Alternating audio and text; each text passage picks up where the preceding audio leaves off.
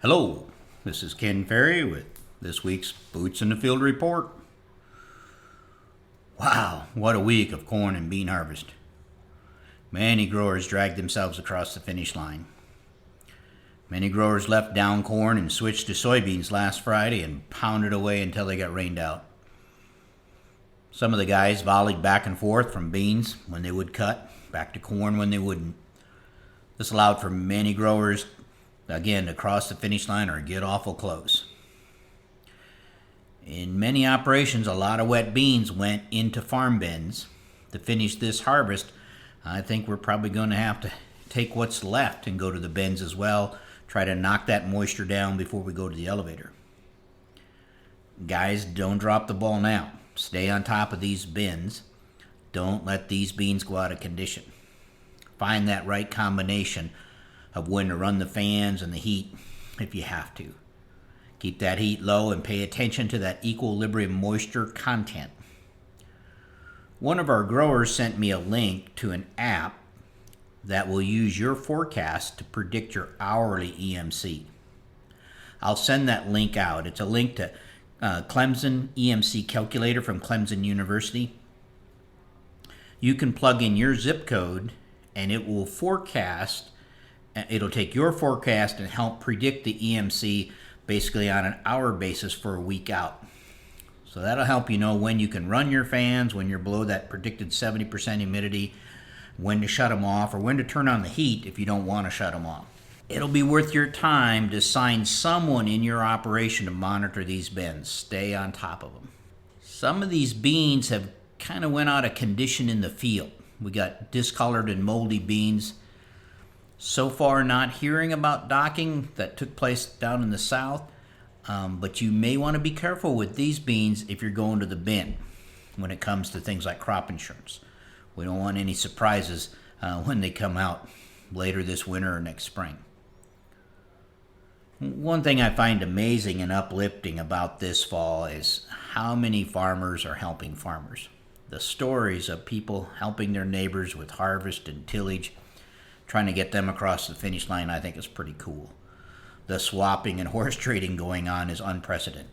Now, you're set up to handle down corn. I'm not. I'll go get your beans if you'll help me with my down corn.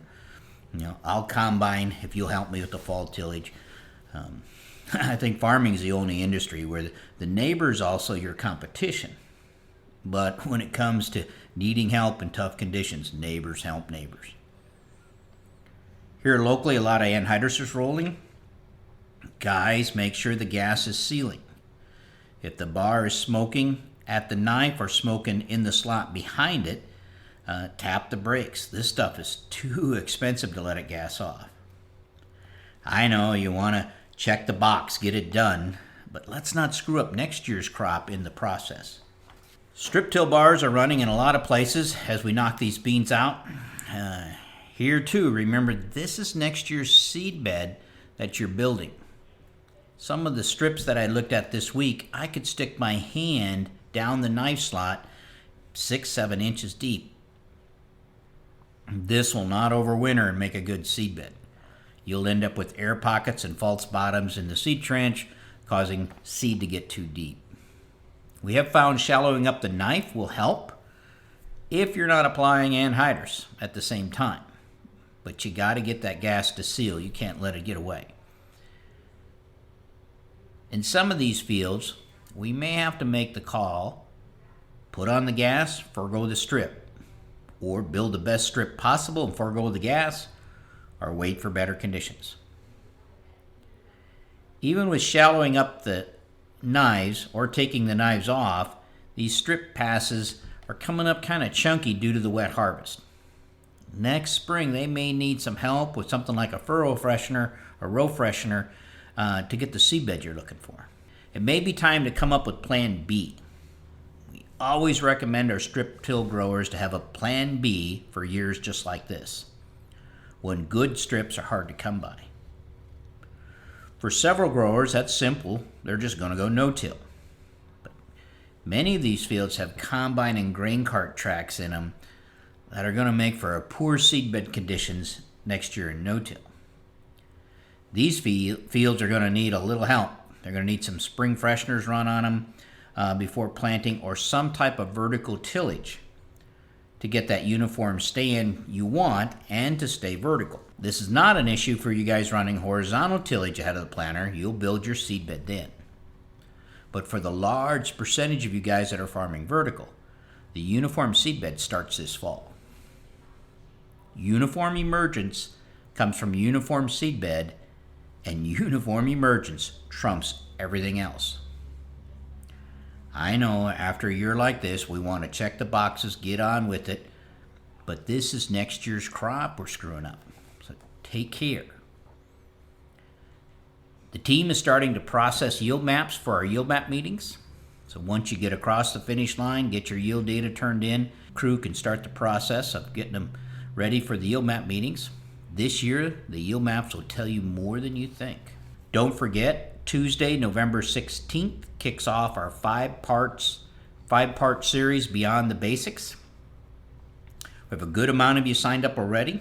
Remember, this is for all of our soil testing customers, but definitely targeted at new growers or anyone in your operation, from employees to farm managers to landowners who would like to go a little deeper in the agronomy. You do need to get registered to get a link for it. So again, call the office or shoot us an email and get yourself signed up. Last year, we opened it up, the 5-part series, for non-crop tech customers for a fee, and that went over very well. So we're doing that again this year. So if you're a non-crop tech customer and you'd like to take in the 5-part series, just go to our website, croptechinc.com, and click on Beyond the Basics tab. There you'll see a detailed agenda, and you'll be able to register. Each session will have live Q&A. The sessions will stay up for 2 weeks after the last session, which airs on December 12th. The series is worth 15 CEU credits. A good number of you have already registered, so we're glad to have you join us. Registration is also open for the virtual Corn College. It'll be held on January 4th.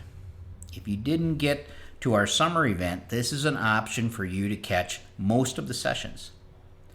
The feedback from last year's virtual event was so strong, we decided to offer it again this year, but in the winter, when things slow down for you guys. There will be live Q&A after each session, and the virtual college will be worth 6 CEU credits. Again, to register, go to our website, croptechinc.com, click on Virtual Corn College tab. There you'll see the full agenda, and you'll be able to get registered. If you attended the event live this summer, the virtual event is free, and you'll be sent a link. There's no need for you to register. We here at CropTech would like to thank all veterans and your families out there. Your love and service for our country will never be taken for granted. To stay up to date, check out our website at croptechinc.com and subscribe to our podcast, Boots in the Field Report. Keep her safe, keep her moving.